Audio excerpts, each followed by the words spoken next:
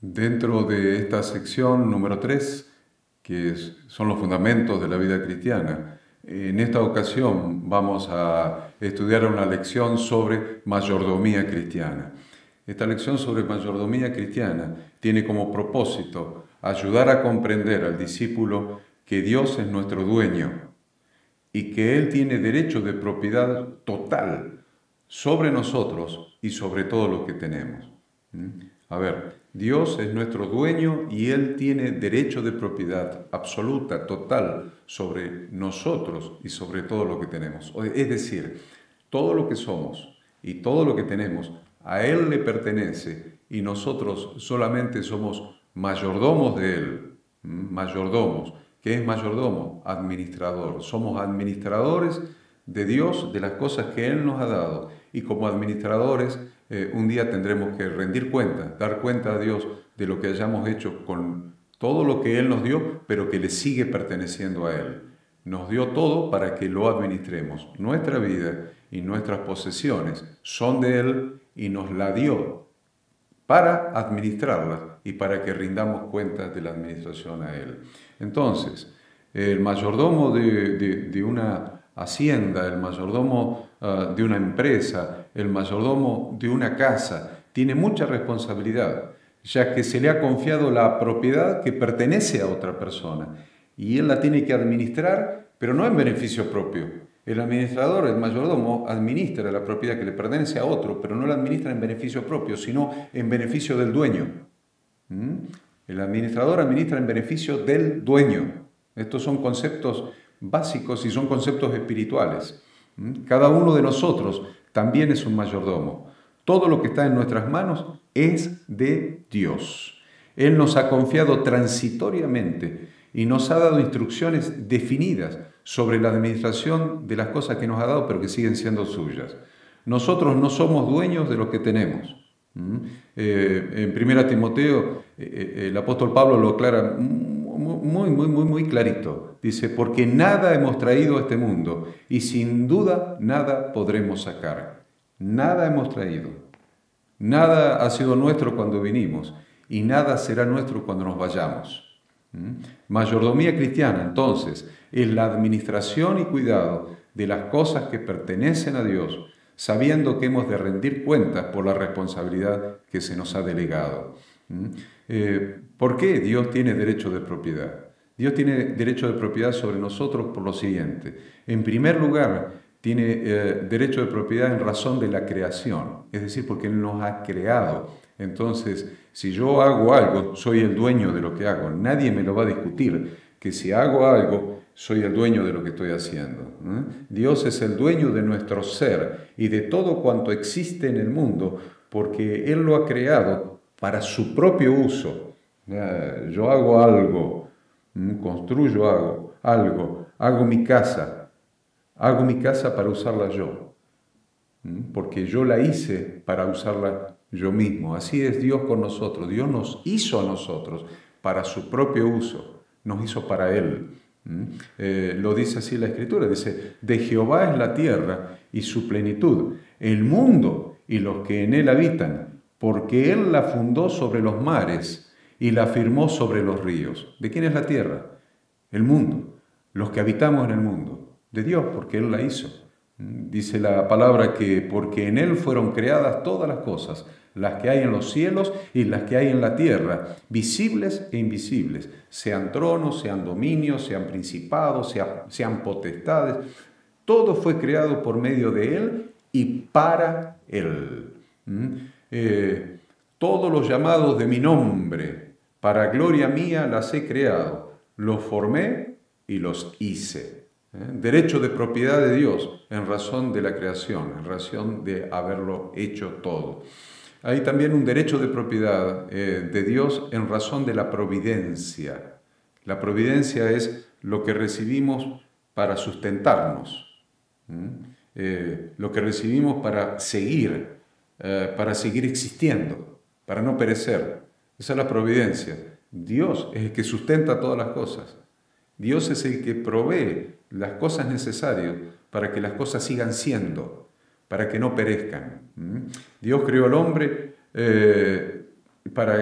y tuvo en cuenta que sin su propia provisión, sin la provisión de Dios, no podríamos vivir ni un solo instante. Él nos da el aire que respiramos, para empezar, y la fuerza para trabajar y hacer el resto de las cosas. El hombre puede sembrar, pero es Dios el que hace crecer y producir fruto a cada planta.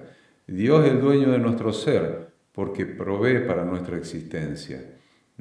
Dice que Dios no es honrado por mano de hombres como si necesitase de algo, pues Él es quien da a todos vida y aliento y todas las cosas. Y de una sangre ha hecho todo el linaje de los hombres para que habiten sobre toda la faz de la tierra, y les ha prefijado el orden de los tiempos y los límites de su habitación, para que busquen a Dios. Si en alguna manera, palpando, puedan hallarle, aunque ciertamente no está lejos de cada uno de nosotros, porque en Él vivimos y nos movemos y somos. Como algunos de vuestros propios poetas, le decía Pablo a los atenienses, también han dicho, porque linaje suyo somos. Hay otro derecho que le asiste a Dios de propiedad, que es derecho en razón de la redención. Es un doble derecho, porque ya Él era el dueño nuestro porque nos había hecho. Entonces es un doble derecho. Es dueño nuestro porque nos hizo y vuelve a ser dueño nuestro porque nos compró, nos redimió. Es dueño una vez porque nos hizo y ya es dueño. Pero ¿saben lo que hizo Dios? Nos volvió a comprar. Entonces es doblemente dueño. De los cristianos es doblemente dueño. Del mundo es dueño, pero de los cristianos doblemente. Primero porque nos hizo y segundo porque nos redimió. Dios creó al hombre para su propia gloria. El hombre debía obedecerlo y gozar de su bondad y amor permaneciendo unido a Él. Pero el pecado de nuestros primeros padres los separó de Dios y nos separó de Dios. O sea, encaminó a toda la humanidad hacia la perdición. Para librarnos de la ruina, Cristo dio su vida por nosotros y nos volvió a comprar, nos redimió. Esto quiere decir que nos compró nuevamente. Dios nos hizo, le pertenecíamos. Nosotros nos esclavizamos del pecado, nos esclavizamos de Satanás y fue el Señor Jesús y pagó el precio para redimirnos. O sea, para comprar al esclavo. Y tomar posesión y ser nuevamente su dueño. Ojo con esto, no lo compró al esclavo como se lo compraba en la antigüedad para que sea libre y se vaya donde quiera. Él nos compró para ser nuestro dueño. Ahora pertenecemos a Dios por sus derechos de redención. Nos dice el apóstol Pedro, sabiendo que fuisteis rescatados de vuestra vana manera de vivir, la cual recibisteis de vuestros padres, no con cosas corruptibles como oro o plata, sino con la sangre preciosa de Cristo, como de un cordero sin mancha y sin contaminación. Le dice el apóstol Pablo a Tito, quien se dio a sí mismo por nosotros para redimirnos, la redención, redimirnos de toda iniquidad y purificar para sí. Nos redimió para Él ser el dueño, y purificar para sí un pueblo propio, celoso de buenas obras. O como le dice a los corintios, ¿o ignoráis que vuestro cuerpo es templo del Espíritu Santo, el cual está en vosotros, el cual tenéis de Dios y que no sois vuestros, porque habéis sido comprados por precio? Glorificad pues a Dios en vuestro cuerpo y en vuestro espíritu, los cuales son de Dios. Entonces ahora vamos a hacer un diálogo entre los presentes, un breve diálogo contestando esta pregunta. ¿Qué es lo mejor que puede hacer el hombre en respuesta a los derechos de propiedad que Dios tiene sobre él? ¿Qué es lo mejor que podemos hacer? ¿Qué podemos hacer? ¿Qué es lo mejor que podemos hacer respondiendo a Dios sobre esos derechos de propiedad que Él tiene sobre nosotros? Luego de este breve diálogo, vamos a hablar de la propiedad de Dios que debemos administrar. ¿Cuál es la propiedad de Dios? Ya sabemos que somos de Él, pero ¿cuál es la propiedad? Que todo es de Él. ¿Cuál es la propiedad que debemos administrar? Los bienes de Dios que administramos no son todos materiales. Entre los bienes que nos han sido confiados están el tiempo, los talentos, el dinero, el cuerpo y las demás bendiciones. ¿Qué hacemos con estas riquezas que nos han sido confiadas para que las administremos? ¿Las invertimos bien para lograr el propósito del dueño? ¿Las tratamos como si fueran propiedad nuestra? ¿O las malgastamos? Entonces vamos a empezar una por una. El cuerpo. El cuerpo es nuestro, el cuerpo es de Dios. Así que vamos a ver como mayordomos, como administradores de nuestro cuerpo, que hemos de dar cuenta ante el dueño y que lo debemos administrar para el dueño, para beneficio del dueño, qué es lo que tenemos que hacer. La Biblia nos manda a amar a Dios con todas nuestras fuerzas. Es decir, debemos mostrarle nuestro amor con los hechos, empleando nuestras fuerzas físicas para su gloria. Si por algún vicio o por nuestros descuidos debilitamos el cuerpo, estamos defraudando a Dios en sus derechos, porque le pertenece a Él. El cuerpo ya no es nuestro, sino que es del Señor. Muchos dicen, ¿dónde dice en la Biblia que no hay que fumar? ¿Dónde dice en la Biblia que no hay que drogarse? ¿Dónde dice en la Biblia tal otra cosa? Bien, que no hay que hacer ejercicio. ¿Dónde dice la Biblia? Bien, yo les digo dónde dice la Biblia en que no hay que fumar o que no hay que drogarse. Todo lo que destruya nuestro cuerpo está destruyendo algo que le pertenece a Dios. Si el cigarrillo te va a producir cáncer, estás destruyendo algo que no te pertenece, que le pertenece a Dios. Y un día vas a tener que rendirle cuenta a Dios por esto que a Él le pertenece. Si lo destruiste la propiedad de Él, ¿qué le vas a decir cuando le tengas que rendir cuenta? Dice la palabra de Dios así, el apóstol Pablo a los Corintios en la primera carta, ¿o ignoráis que vuestro cuerpo es templo del Espíritu Santo, el cual está en vosotros, el cual tenéis de Dios, y que no sois vuestros? Porque habéis sido comprados por precio. Glorificad pues a Dios en vuestro cuerpo y en vuestro espíritu, los cuales son de Dios. Hemos leído esto, pero vale reafirmando. Así que, hermanos, os ruego por las misericordias de Dios que presentéis vuestros cuerpos en sacrificio vivo, santo, agradable a Dios, que es vuestro culto racional. La pregunta es, ¿de qué manera podemos ocupar nuestro cuerpo para Dios, que es a quien le pertenece y es para quien lo debemos usar? Es una pregunta que podemos hacer al grupo. En segundo lugar, vamos a hablar de la mayordomía sobre la mente, el cuidado de nuestra mente. Nuestra mente es como un campo que hay que cultivar. Tal como el agricultor labra y abona la tierra para que produzca en abundancia, tenemos que desarrollar nuestras facultades mentales para hacer producir a nuestra mente buena cosecha.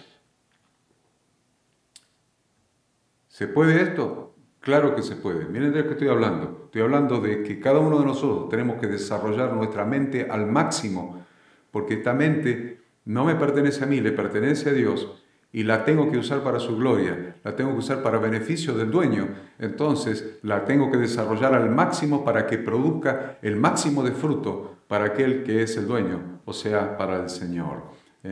Por eso la Biblia dice, no os conforméis a este siglo, sino transformaos por medio de la renovación de vuestro entendimiento. Transformaos por medio de la renovación de vuestro entendimiento, para que comprobéis cuál sea la buena voluntad de Dios, agradable y perfecta.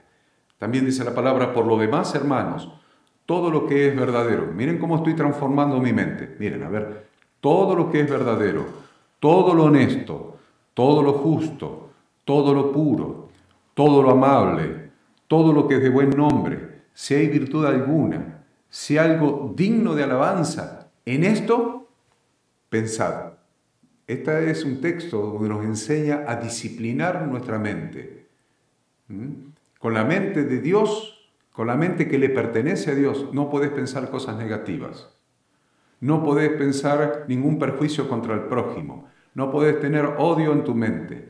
No podés pensar el mal. No podés concebir el mal ni deseos del mal hacia otras personas. No podés pensar cosas depresivas, ejerciendo tal vez fe negativa sobre las cosas, teniendo miedo de que cosas malas te pueden llegar a pasar. Hay que disciplinar nuestra mente. Ahí dice, en esto pensar, y da una lista acerca de qué cosas debemos pensar en este ejercicio de disciplinar nuestra mente para que realmente la mente nuestra esté alineada con la voluntad del dueño y produzca fruto para el dueño, que es Dios.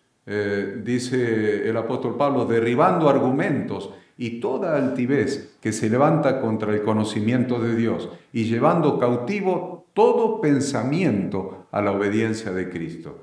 Entonces la pregunta que le vamos a hacer, ¿de qué manera podemos cultivar nuestra mente para Dios? Y ahí la gente va a debatir y va a decir, estudiando, va a decir, yo no terminé la secundaria, la voy a hacer de noche, yo no terminé la secundaria, la voy a hacer a distancia, la voy a hacer libre, me gustaría estudiar algún oficio, me gustaría aprender algo, me gustaría estudiar en el Instituto Bíblico, aprender la palabra, me gustaría ver, son maneras de desarrollar nuestra mente para obtener de ella el mayor potencial para beneficio del dueño, que es Dios. También debemos administrar como mayordomos nuestros talentos. Nuestros talentos significan nuestras capacidades. Entre los bienes que Dios nos ha dado se encuentran las capacidades que Dios nos ha dado, los talentos. Los hemos recibido de Dios para dedicarlos al mejor uso posible para su gloria y para el bien de la humanidad. La Biblia nos enseña, mismo Jesús hablando, porque el reino de los cielos es como un hombre que yéndose lejos, llamó a sus siervos y les entregó sus bienes. A uno le dio 5 talentos, a otro le dio 2, a otro 1, a cada uno conforme a su capacidad. ¿Ven la capacidad? Y luego se fue lejos. Y el que había recibido 5 talentos fue y negoció con ellos y ganó otros 5 talentos. Asimismo, el que había recibido 2 ganó también otros 2. Pero el que había recibido 1 fue y cavó en la tierra y escondió el dinero de su señor. ¿De qué manera? La pregunta al grupo, ¿de qué manera podemos administrar nuestros talentos para Dios? Entonces la gente va a debatir y va a responder esto. Luego vamos a continuar con la lección, diciendo que también somos mayordomos de nuestro tiempo. Nuestro tiempo no es nuestro tiempo es de Dios. ¿Cómo administramos nuestro tiempo? Porque hemos de rendir cuenta al dueño de nuestro tiempo. ¿Qué quiere decir administrar nuestro tiempo? ¿Qué quiere decir entregar la vida a Cristo? En realidad, entregar la vida a Cristo, la vida se mide en tiempo. ¿Cuánto tiempo vivió? Estamos frente a un féretro con un muerto ahí adentro. ¿Cuánto tiempo vivió? ¿Cuántos años vivió? Estamos en una fiesta, en un cumpleaños. ¿Cuántos años cumplen? ¿Ven? Siempre la vida se mide en tiempo. Por lo tanto, administrar nuestra vida, entregar nuestra vida al Señor es poner nuestro tiempo a su disposición. Dice Pablo a los Efesios, mirad pues con diligencia cómo andéis, no como necios, sino como sabios, aprovechando bien el tiempo, porque los días son malos. Es nuestra responsabilidad planificar nuestros días para sacar el mejor provecho posible de cada hora. Jesús decía algo muy sabio, decía, me es necesario hacer las obras del que me envió, entre tanto que el día dura, la noche viene cuando nadie puede trabajar. Miren qué buen mayordomo, qué buen administrador de su tiempo era Jesús. Me es necesario hacer las obras del que me envió, entre tanto que el día dura, porque cuando venga la noche nadie va a poder hacer nada. ¿De qué manera entonces, le preguntamos a la gente, podemos poner nuestro tiempo a disposición de Dios? Y finalmente vamos a ver que también somos administradores de nuestros bienes, de nuestro dinero, de nuestros bienes, de las posesiones materiales que Dios nos ha dado porque no son nuestras, son de Él. Algunos dicen que el 10% es de Dios, el 10% no es de Dios. Todo lo que tenemos, todas nuestras posesiones, todo nuestro dinero, absolutamente todo, es de Dios, no solamente el 10%, el 100% es de Dios. El buen mayordomo pone mucho esmero en las cuentas y no confunde lo del dueño con lo propio. No hay nada propio, todo es del dueño. El dueño es Dios. Nosotros debemos tener cabal conciencia de que todo lo que tenemos pertenece al Señor. El buen administrador rinde cuenta al dueño de todo lo que pasa por sus manos. Y nosotros hemos de hacer lo mismo. Por eso debemos usar lo que Dios nos ha dado conforme a su voluntad. es decir, para su obra. Su obra es el bien de las personas. Todo nuestro dinero. ¿Cobraste el sueldo? Bien, el sueldo que cobraste, que está en el sobre, o que te transfirieron a tu cuenta bancaria, ese 100%, el 100% de ese sueldo, de ese monto, de esa remuneración, el monto total, el 100%, ¿de quién es? El 100%, no el 10%, el 100% es del dueño. El dueño es Dios. Entonces, tengo que administrarlo conforme a la voluntad de Dios. Bien, ¿cuál es la voluntad de Dios? En primer lugar, el primer lugar es el bien de tu familia. Que no falte nada a tu familia. Que no falte nada. El que no provee para los suyos, dice la palabra. Es peor que un incrédulo. Entonces, Dios quiere que a nuestra familia no le falte ninguna cosa. Administrar bien para el Señor es hacer su voluntad. Primero, el bien de tu familia. El bien de nosotros mismos. Alimentate bien. Alimentate bien. Que no te falte nutrientes porque sos el hombre que está produciendo, que está trabajando. El bien de nosotros mismos. Y también la extensión del reino de Dios a través de la iglesia. Lo que des en la iglesia también es importante. Por esto digo, el que siembra escasamente, también segará escasamente. Y el que siembra generosamente, generosamente también segará. Cada uno dé, como propuso en su corazón, no con tristeza ni por necesidad, porque Dios ama al dador alegre. En este caso está hablando de dar para la obra de Dios a través de la iglesia. Dar en el cuerpo, dar en la iglesia. De acuerdo a lo que sembremos, hemos de cosechar. En la iglesia y en todo el resto de las áreas. La siembra siempre se refiere a los demás. Todo lo que siembres en los demás es lo que vas a cosechar. Nunca vas a cosechar lo que te comas. Siempre vas a cosechar lo que siembres. Se cosecha con la semilla que se siembra y no con el pan que se come. El pan que se come se convirtió en nutrientes y pasó a tu cuerpo. Pero si comes el doble, es un perjuicio. Pero si sembrás el doble, la cosecha va a ser el doble. Es muy importante que sepamos estos conceptos de administración, de mayordomía. Por eso la palabra habla de que no falte pan en mi casa. Por eso cuando en Malaquías habla de traer todos los diezmos a las cámaras del templo, todo el alimento que se llevaba a las cámaras del templo, eso era el alfolí, llevar todo el alimento para los levitas, para la viuda, para el huérfano, para el extranjero. Está hablando que haya alimento en casa, para que no haya pobres en casa, en mi casa, para que la viuda y el huérfano y el extranjero tengan para comer, para el levita que no tenía ninguna posesión, ninguna propiedad y su posesión era servir a Dios de continuo, tenga también alimento, que no falte alimento para esta gente. Y entonces, si nosotros bendecimos a otros, a los que tienen necesidad, bendecimos a la obra de Dios, Dios dice, probadme ahora en esto. Si no, abriré las ventanas de los cielos y derramaré sobre vosotros bendición hasta que sobreabunde. Dar en la iglesia realmente es una excelente manera de destinar recursos a la obra encomendada por Jesucristo. Dar en la iglesia es una excelente manera. Así que podemos preguntarle a la gente de qué manera podemos usar nuestro dinero y nuestros bienes para Dios. Luego de ese debate vamos a memorizar un texto.